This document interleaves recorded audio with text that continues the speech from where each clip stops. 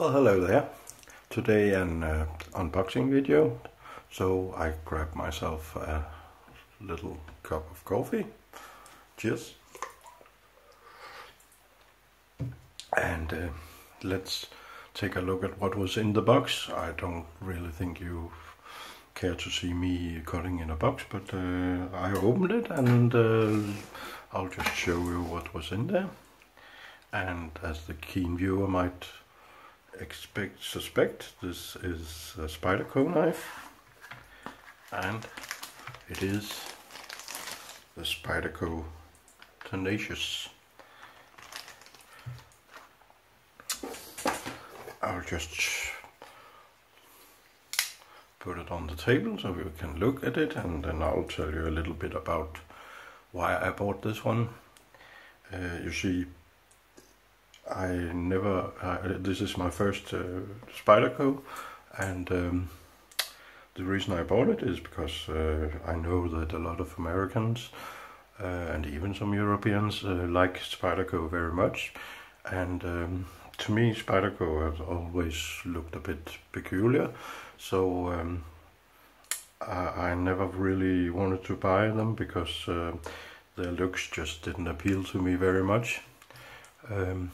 But I thought if I'm gonna have an opinion about Spyderco, well, I have to have a Spyderco knife.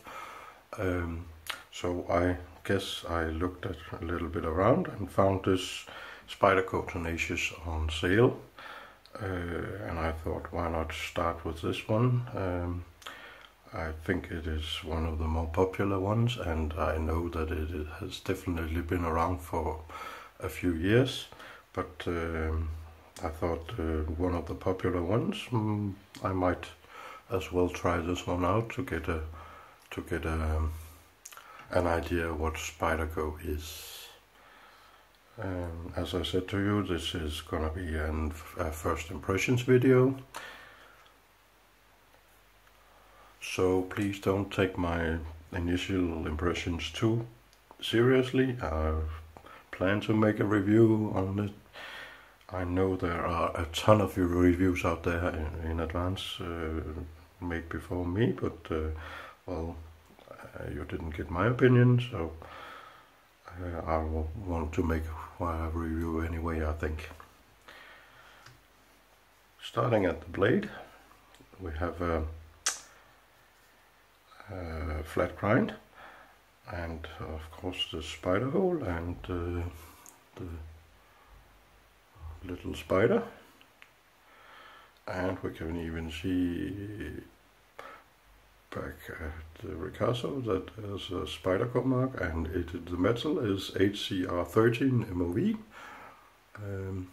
which is quite ordinary steel.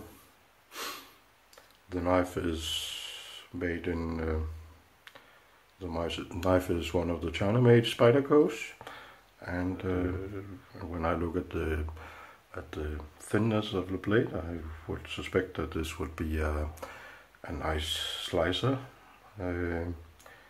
which is always a nice thing. We have a ramp with some jimping on the back of the blade, right here, which I think makes a nice resting place for your thumb as well. If we look at the handle, it is G10, I think, with a bit of grippiness to it. Lanyard hole, rather clean presentation side, except for the holes for a pocket clip, which we can already deduce that this would be an ambidextrous knife, and that it can be carried in 4 different positions. And if we look at the other side, pocket clip here, and of course a point here for that. Fit and finish, just out of the box, nicely rounded off on the back side, rounded a bit on the blade, back spine of the blade, even rounded off a bit down here. Let's switch all the way. but a bit of a sharp edge here with along the liner. I could have done that a little better. If we look at the lockup, around 50% I think, very nice lockup. And blade centering, not perfect, but it is very okay. And now the action, and you have to remember I'm not used to Spidey holes or Spyderco holes, so at least I can open it slowly like that. It is somewhat stiff.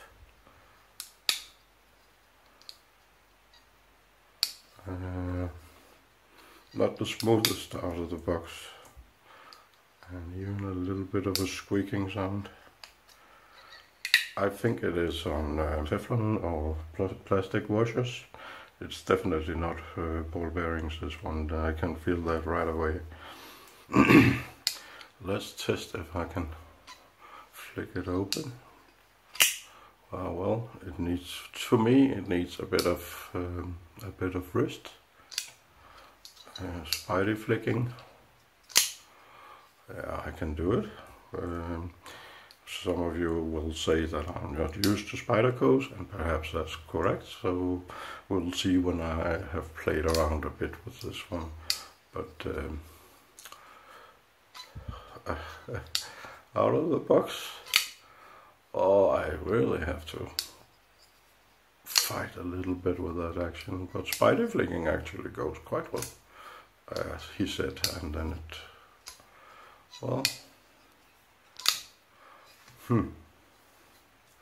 action is definitely not the best. You have to remember, especially my American viewers, you have to remember that here in Europe we pay quite a lot more for Spydercos.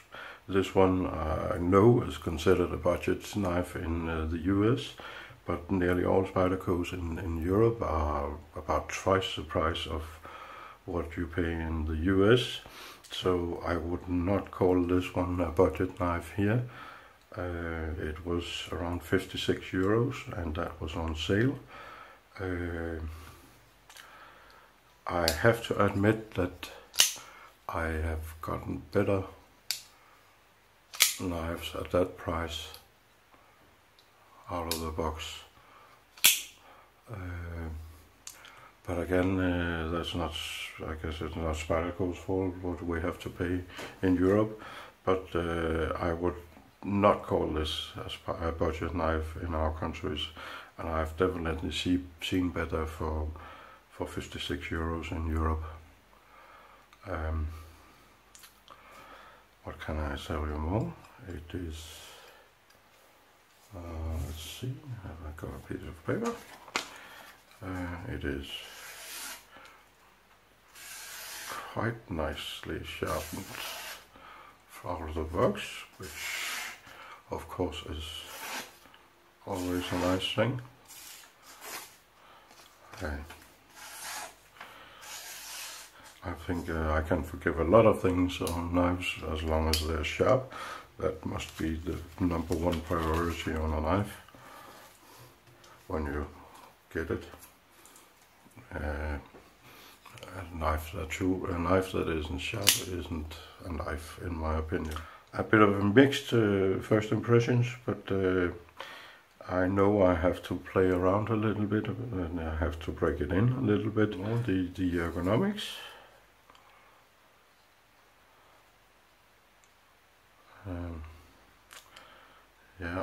That ramp is right where it should be. The way it fills my hand is a bit peculiar. It is nicely in hand, but it has some funny places like this where it sort of fills my hand a little bit too much. Reverse grip, very nice.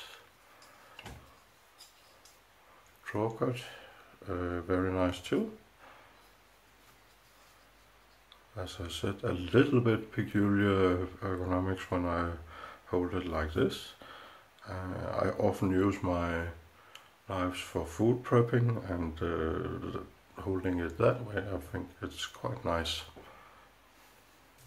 Well, this was a very long first impressions video. I will stop now. As I said to you, please remember that to me this was a rather expensive knife, and it is my first Spyderco, so I didn't know what to expect. And with all that said, I would hope you have a nice day, evening, whatever it is in your country. Bye bye.